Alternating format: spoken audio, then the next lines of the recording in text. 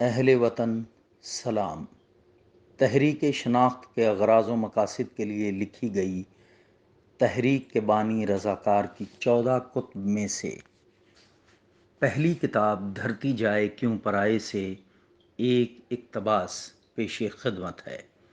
یہ اقتباس دیوان بہادر ایس پی سنگھا صاحب کی 20 جنوری 1948 کو پنجاب اسمبلی میں کی گئی تاریخی تقریر اور اس پر درختوں کے نوحے پر مبنی ہے۔ یہ اقتباس کتاب کے ایک باب نغمہ مرگ سے لیا گیا ہے۔ سنیے اور اس تاریخی دستاویز کے مدرجات کو شیئر بھی کریں۔ نغمہ مرگ دیوان بہادر ایس پی سنگھا کی پنجاب اسمبلی میں مورخہ 20 جنوری 1948 کی ایک یادگار تقریر پر درختوں کے نوحے۔ حضور والا آنریبل وزیر خزانہ میاں ممتاز محمد خان دولتانہ نے حال ہی میں ایک بیان دیا ہے جس میں اقلیتوں کے تحفظ کے متعلق یہ شاندار الفاظ ہیں: A happy and dignified life to our minorities who are first responsibility before God and man۔ اگر میں اس قسم کے بیانات اور ایشورنس وعدوں کے باوجود کوئی رو نہ رہوں تو اسے نکتہ چینی نہیں سمجھنا چاہیے اور نہ ہی میری باتوں سے کوئی غلط فہمی پیدا ہونی چاہیے، کیونکہ میرا نظریہ بادنی تغیر غالب کے اس شعر سے واضح ہو سکتا ہے۔ منظور ہے گزارش احوال واقعی، مد نظر کسی کی شکایت نہیں مجھے۔ حضور والا اگرچہ اس قسم کے اظہار خیال سے مجھے شرم تو ضرور محسوس ہوتی ہے، تاہم اپنے فرض کے پیش نظر جو کچھ پیش کروں اسے محض شکایت پر ہی محمول نہ کیا جائے، کیونکہ میں تو اسے ایک گھریلو شکوہ سمجھ کر پیش کر رہا ہوں۔ گھریلو زندگی میں جیسا کہ آپ کو معلوم ہے، اگر خاندان کا فرد اعلیٰ بچوں میں کوئی چیز تقسیم کرتے وقت کسی کو زیادہ اور کسی کو کم دے دے تو جس طرح بچوں میں پورا حصہ لینے کے لیے بے تابی اور بے چینی پیدا ہو جاتی ہے، اور اس وقت ہمارے فرقے کی یہی حالت ہے۔ جب اندر سنگھا صاحب یہ تقریر کر رہے تھے تو باہر درختوں کا جھنڈ ان کی تقریر کو بڑے دھیان سے سنتا تھا، اور مستقبل کا درخت ساتھی درختوں سے کہتا: آج بڈھا شیر بہت کچھ بولے گا، دھیان سے سننا۔ ایک تو نئی نئی اسپیکری چھنی ہے، اس کے علاوہ بھی بڑا دکھا ہوا ہے۔ اس تقسیم میں جہاں لاکھوں سانحات ہوئے ہیں اور کئی گھر اجڑے ہیں، لوگوں نے اجداد کی قبریں چھوڑیں، عزتیں لٹیں، لاکھوں جانیں قربان ہوئیں، وہیں سنگھا کے ہم مذہب ہم وطنوں کو بظاہر تو کچھ نہیں ہوا، لیکن یہ جو جان لیوا زلزلہ آیا تھا اس کے بعد کے اثرات ان کی بھی روحوں کو گھائل کر رہے ہیں۔ ان بیچاروں کی چوٹیں گجی اندرونی ہیں، جو کسی امرتا پریتم، سعادت حسن منٹو اور خشونت سنگھ اور دیگر بڑے ادیبوں اور شاعروں کو نظر نہیں آئیں گی، لیکن ان کی چوٹیں بڑی ہی گجی، کیسی کمال کی گجی چوٹیں ہیں جو صدیوں سے ان کی روحوں کو تار تار کرتی ہیں۔ اور حالیہ سماجی تیرگی دیکھتے ہوئے یہ کہہ سکتے ہیں کہ مزید ان کی روحوں کو لیرو لیر کرتی رہیں گی، اور تہذیب یافتہ سماج کے ٹھیکیدار جب اپنی مرضی ان کے اندرونی زخموں کو جانے انجانے کھرچتے رہیں گے اور ان خاک نشینوں پر ذلت نما رفتیں پانے والے سالوں ان کے دکھوں کا کوئی مستقل حل نہ پیش کر سکیں گے، اس میں آپ کا یا ہمارا کوئی قصور نہیں، یہ اس انقلابی زمانے کے نتائج ہیں۔ جب مستقبل کا درخت خاموش ہوا اندر سنگھا صاحب نے بیچارگی سے یہ جملہ کہا تو دانش کا درخت خالص کلندری شان سے مفکرانہ ٹھہراؤ سے بولا، ساتھیو، ایسے تاریخ ساز واقعات اور انقلابی زمانے کئی لوگوں کے لیے رفتیں اور کئیوں کے لیے ذلتیں لاتے ہیں، اور سنگھا کو یہ ادراک ہے۔ حضور والا ذرا غور فرمائیں کہ ان سکھوں نے کیا حماقت کی ہے کہ سال ہر سال اس صوبے میں بسر کرنے کے بعد یک لخت اسے چھوڑ دیا اور ہمارے لیے مصیبت کا پہاڑ کھڑا کر دیا۔ ہمارے فرقے کی تفصیلات شاید حکومت کو بہتر طور پر معلوم ہو، مگر ہمارا اندازہ یہ ہے کہ صوبے میں ہمارے ساتھ 60,000 خاندان یعنی 2 لاکھ سے زیادہ افراد ایسے ہیں جو سکھوں کے سیپی یا آتھڑی تھے، مگر گڑبڑ کی وجہ سے اب بے گھر ہو گئے ہیں۔ ان میں سے بعض تو حصے پر، اور اسی طرح جن کے پاس 1 یا 2 حل تھے یا اپنے مویشی نہ تھے، وہ بھی مناسب شرائط کے تحت کام کیا کرتے تھے۔ چنانچہ کسی کو پیداوار کا 1/6 حصہ اور کسی کو 1/4 اور کسی کو 1/3 ملتا تھا۔ بعض آتھڑی پر بھی کاشت کرتے تھے، غرض یہ کہ کاشتکاری کے ذریعے یہ لوگ اپنی گزر اوقات کرتے تھے۔ جوان گسیلا درخت یہ سن کر غصے سے بولا، یہ جو انہیں دین محبت کی طرف لائے تھے، ان کو یہ آتھڑی سیپی کرنے والے 60,000 خاندان کھیت مزدور نظر نہیں آتے تھے؟ ان سے یہ نہیں آباد ہو سکے اپنی ہزاروں سال پہلے چھینی گئی زمینوں پر، جس طرح انہوں نے وطن کے غداروں کو، حب الوطنی آزادی کے متوالوں کی جانوں کے سودے وٹے کرنے والوں کو لاکھوں ایکڑ اراضی دی تھی۔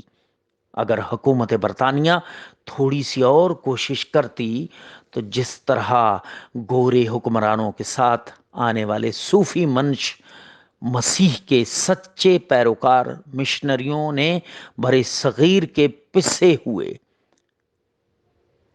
9 مسیحوں کو پنجاب بھر سے اکٹھا کر کے جنوبی پنجاب، ساہیوال، فیصل آباد، پنجاب کے دیگر علاقوں میں 25 اور 12 ایکڑ زمین دے کر ماڈل گاؤں بنا کر آباد کیا۔ اسی طرح یہ ان 60,000 گھرانوں کا بھی بندوبست نہیں کر سکتے تھے؟ اگر پاکستان بھر میں یہ 53 گاؤں، جن میں سے 47 پنجاب میں اور 6 سندھ میں آباد ہو سکتے تھے، تو کوئی 150 گاؤں اور آباد کر لیتے۔ کشمیر سے بنگال تک کا انتظام منظم طریقے سے چلا سکتے تھے، لیکن یہ 60,000 گھرانے ان سے آباد نہ ہو سکے جن کے لیے یہ سنگھا صاحب آج بھیک مانگتا ہے۔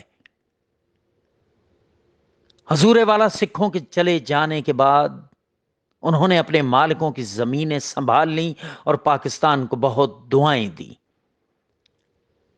یہاں پہنچ کر جب سنگھا صاحب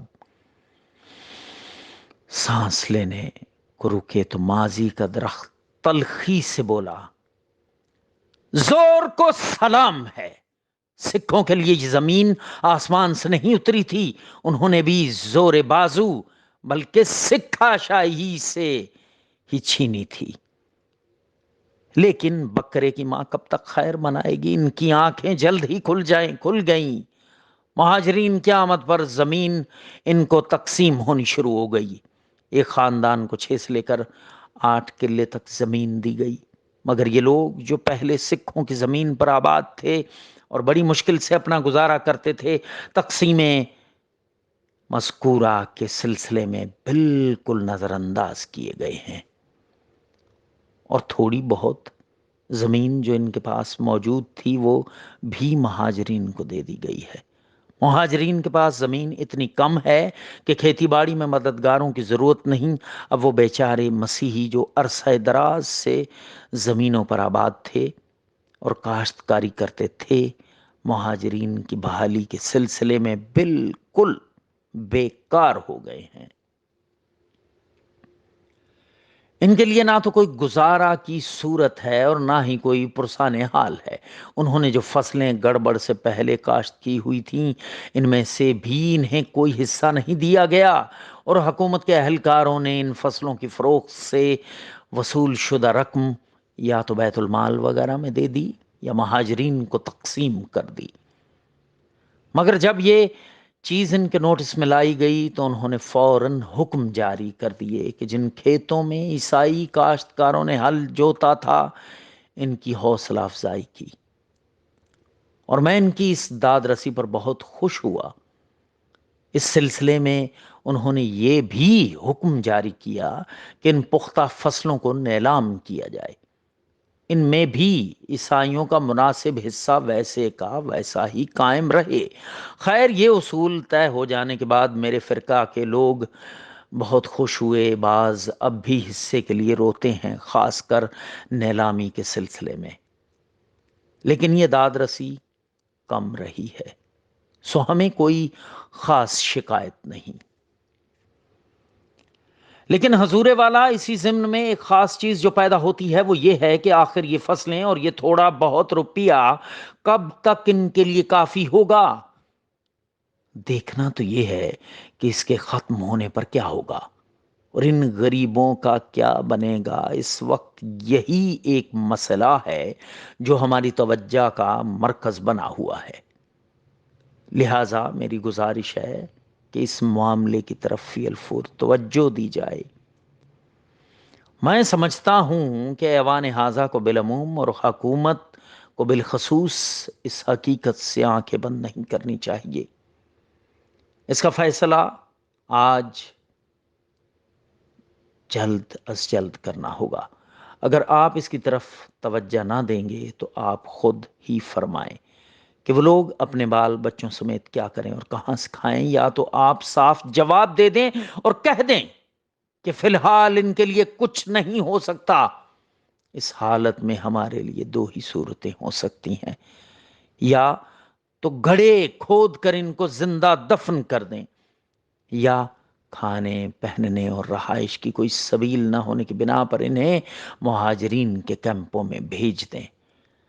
یہ سن کر جوش سے بھرے درخت کو ذلت کا احساس ہوتا اور اپنے ساتھی رکھوں سے کہتا، یہ کیا کرتا ہے بوڑھا شیر، انہیں کیوں نہیں بتاتا یہ بھی بچے ہیں اس دھرتی کے اور اس ریاست کے شہری ہیں، کہیں باہر سے نہیں آئے۔ غسیلہ درخت بزرگ درختوں کو کہتا، اے عقل و دانش والے بابے درختوں، کیا یہ وہی عظیم رہنما ہے جو بیک وقت ماہر تعلیم، ماہر قانون، سپاہی، سیاسی اور سماجی رہنما ہے، جس نے 20 نومبر 1942 کو لارنگ ہوٹل میں دعوت استقبالیہ میں آج سے قائد اعظم میرے قائد ہیں کا نعرہ لگایا تھا اور پھر ساری عمر اس پر قائم رہا؟ پھر 21 نومبر 1942 کو پنجاب یونیورسٹی کی تقریب میں پاکستان کی جنگ قائد کے سنگ کا تاریخی نعرہ لگایا تھا، اور پھر یہ جنگ پاکستان بننے تک قائد کے سنگ لڑی۔ کیا یہ وہی غیر منقسم پنجاب اسمبلی کا آخری اسپیکر ہے جس نے 23 جون 1947 کو قائد سے کیے گئے اپنے وعدے کی بنیاد پر اپنے دیگر دو ساتھیوں سمیت پنجاب کی تقسیم کے خلاف مسلم لیگ کے موقف کی حمایت میں ووٹ ڈالا تھا؟ اور پھر ماسٹر تارا سنگھ کے غصے بھرے نعرے، جو مانگے گا پاکستان جائے گا قبرستان، کے جواب میں پاکستان بنائیں گے، سینے پر گولی کھائیں گے کا تاریخی نعرہ لگایا تھا؟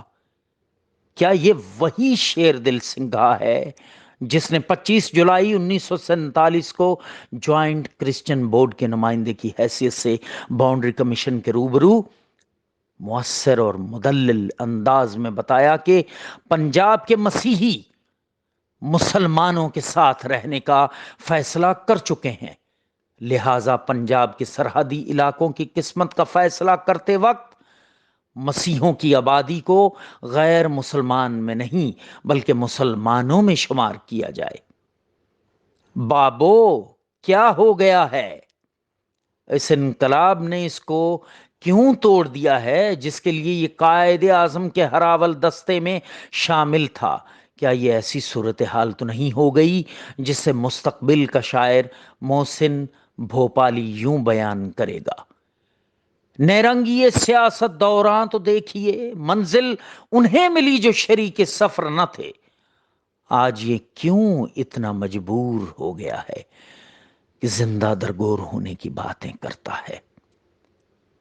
حضور والا، ایک اور اہم بات جس کی طرف میں آپ کی توجہ مبذول کرانا چاہتا ہوں یہ ہے، بعض لوگ یہ سوچ رہے ہیں کہ ان عیسائیوں کو بھی کسی نہ کسی طرح ہندوؤں اور سکھوں کی طرف بھگا دیا جائے، مگر میں انہیں آگاہ کر دوں کہ ایسے لوگ اپنے ناپاک ارادوں میں ہرگز کامیاب نہ ہو سکیں گے۔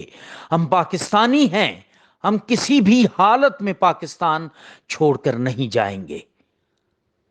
ہم بنیے کے بچے نہیں ہیں جو ایسی گیدڑ بھبکیوں سے ڈر جائیں۔ ہم نے قائد اعظم کی دعوت پر پاکستان قبول کیا ہے۔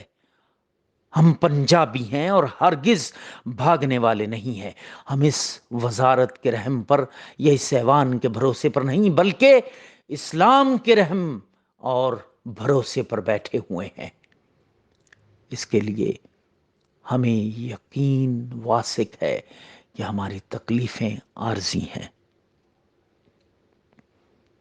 غسیلا درخت یہ سن کر اپنے ساتھی درختوں کو کہتا: جاؤ میرے بابے درختوں، اسے کہو ہم نے کہاں جانا تھا، اپنے اجداد کی سرزمین چھوڑ کر یہ نئی ریاست ہمارے ہزاروں سال پرانے وطن پر بن رہی تھی، پھر کیا ہم ان کے ساتھ جاتے جن کے اجداد نے ہزاروں سال پہلے دھرم کے جال میں پھانس کے ہمیں ہماری زمینوں پر اجنبی بنا کر چند مخصوص غلامی والے پیشے ہم پر تھوپ دیے؟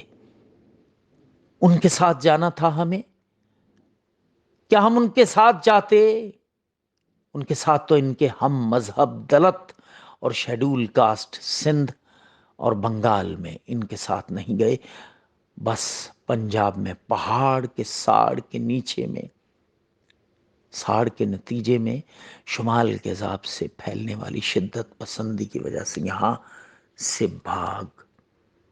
بھاگے ہیں۔